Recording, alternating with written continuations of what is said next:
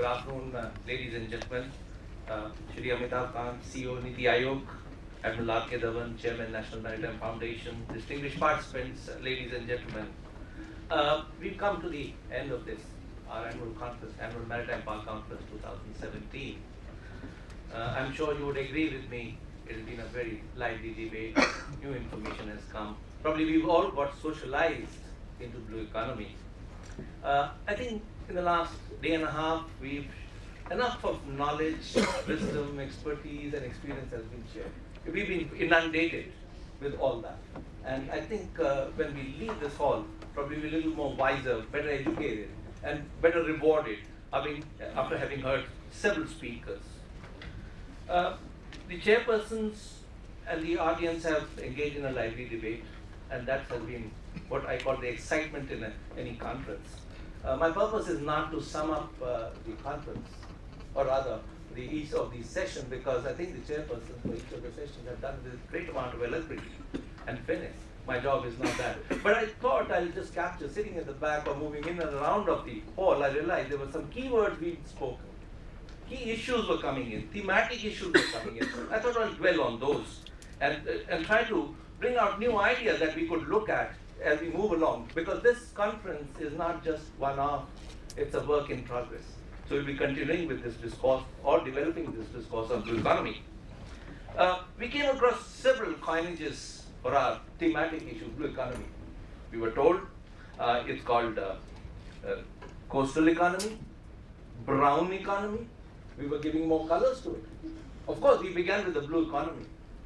And then somebody came and told us, look, you've got to be greening the economy, greening the blue economy. So we've got enough of these coinages with us. But it's always important as a social scientist or a political scientist or for the environment scientist, it's very, very important to define what blue economy is. That's what we've tried to do in our concept. Because that helps us a lot to understand. Because we can develop our own ideas, notions, but there has to be some semblance to that concept. How far are we going to stretch our imagination? Are we going to include inland water bodies? Are we going to bring in inland waterways? Yes. Or for that matter, wherever there is water, are we going to call it blue economy? I guess there's a case. This is a debatable issue, which in any case, during the course of development of this blue economy, we'll be talking and debating about it. We also try to recall Gunter Pauli. He was the first one who coined for us blue economy. And his idea was zero waste. He's a very respectable person in terms of how he's gone about developing the whole notion. I'm not suggesting his idea, his notion of blue economy has got corrupted, but then it was evolving as the state saw it, the island state saw it. For them, there was nothing called as land as such. For them, the real estate was at sea. So they started to look at it. So Gunter Pauli probably will have to have, when we are talking, debating and discussing about blue economy. Ladies and gentlemen, we were also familiarized with sustainable development goals. This is something we have to deliver to the international community or to the global community. We have to link blue economy, exploitation of resources, living, non-living.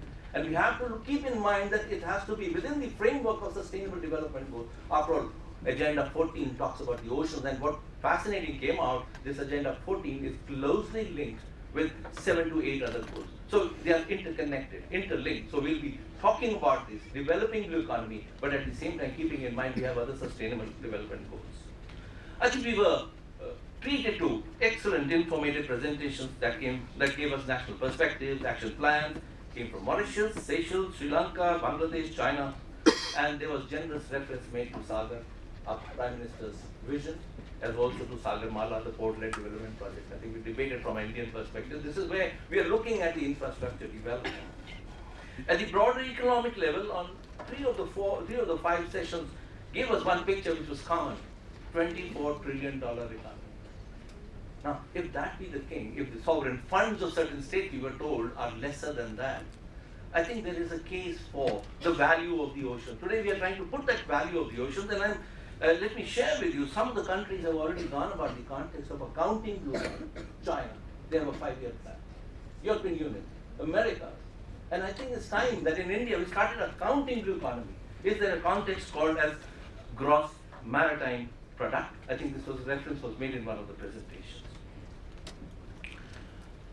We were also told blue economy is not just to be done out of certain institutions established scientific institutions or universities or campuses.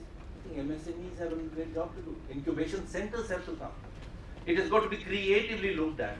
And the more we invest into this kind of entrepreneurship, startups, I think we have a case for a good blue economy for India. At the government level, at the governance level, of course, 1982 law of the sea remains with us, very, very important. And of course, we have to marshal and rather tailor our national legislative governance issues, also tailor to that, so that we are not really impinging into a certain international law, or for that matter, even domestic law. A reference was made in one of the presentations about tidal wave, wind, solar. All these are going to contribute to the green energy. And of course, living and non-living resources are going to be there. Blue economy, while we produce, there's a huge service industry which supports it. They're going to be part and parcel of us as we develop this whole notion of harness the ocean. As a matter of fact, I was very happy that lesser use of the word exploitation was there, and harnessing was probably glorified. And that is a much more benign approach to the whole notion of blue economy. Last but not least, ladies and gentlemen, blue economy does not flourish unless we have strong element of security and safety. I think presentation did give us, as far as the governance is concerned, security issues are going to be with us. They are part and parcel of development and growth of blue economy. I come to the last part of my remarks. I have some few thoughts I thought I'll share with you, and I've been researching this subject for a couple of years now. And what came to my mind, we argued about blue economy being technology intensive, finance. The question in the last session came of the government, corporate, etc. Ladies and gentlemen, we are also seeing where people are unable to generate certain financing from the state or otherwise, there are issues of crowdsourcing. We have very, very good examples of crowdsourcing. There are angels available, there are philanthropists available who are investing into it. The government is not able to do that, corporates are unable to do that. This blue economy is unstoppable wave. People are going to invest a lot, dividends or no dividends, and it will give encouragement to a large constituency of younger generation, entrepreneurs, startups. If there is no money, yet I'll do a kind of a crowdsourcing. We probably, while we were designing the whole concept of this blue economy for this conference, there was a certain understanding for us that how far we want to push the whole issue about multilateral institutions. Should we make it a session or not? And we were hoping that this will come up. But in the session, we were told that multilateral cooperation is critical. Yes, it is very critical. Political will. As a matter of fact, blue economy, to my mind, has already been socialized in multilateral institutions. You talk about APEC, you talk about SAARC, you talk about BIMSTEC, several. European Union is there. Probably one of the issues, we talked about technology in a broad-centric. Blue economy, as we will all appreciate and understand, is data intensive. And that data is digital. Today, there's a huge amount of data that is being produced by various sectors of blue economy. What we are confronted, what I call as maritime big data. Now, all that data is not being used, but it has to be put to a very good use. So what we talk about, we're talking about cyber physical systems, we're talking about artificial intelligence to give us trend lines. These are the issues probably we didn't debate during this session, but this is, as I said, blue economy in various facets is a work in progress, so we're going to work on those issues. I think probably 3-4 issues which probably we'll need to take into account while excellent suggestions have emerged. Accounting. And why is accounting? Because in India we've already begun to talk about GDP for a state. We rank them. Is it not time? Because states are going to ask you.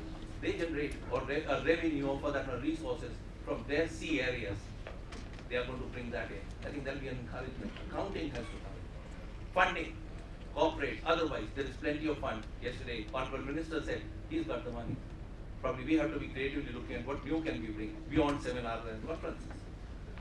States is something that we're going to deal with. How they are going to appreciate or harness their own sea areas or adjacent areas, because after all, fisheries is something very dear to the state.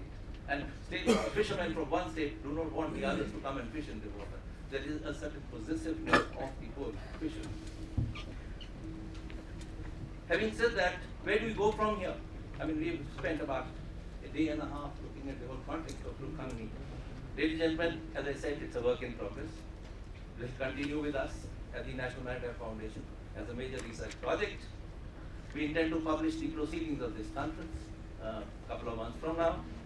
And also, we've been advised by the Honorable Minister Rajiv Pratap Rudy to conduct a conference, an international conference on maritime skill development. So we have plenty at hand. But what I'd like to suggest is that this is a subject which is with us, and those of you who are interested in pursue this, do approach us, tell us what all you can contribute to developing this discourse for us at the National Maritime Foundation. And we hope the global community is able to harness blue economy in a sustainable manner. Thank you very much for your attention.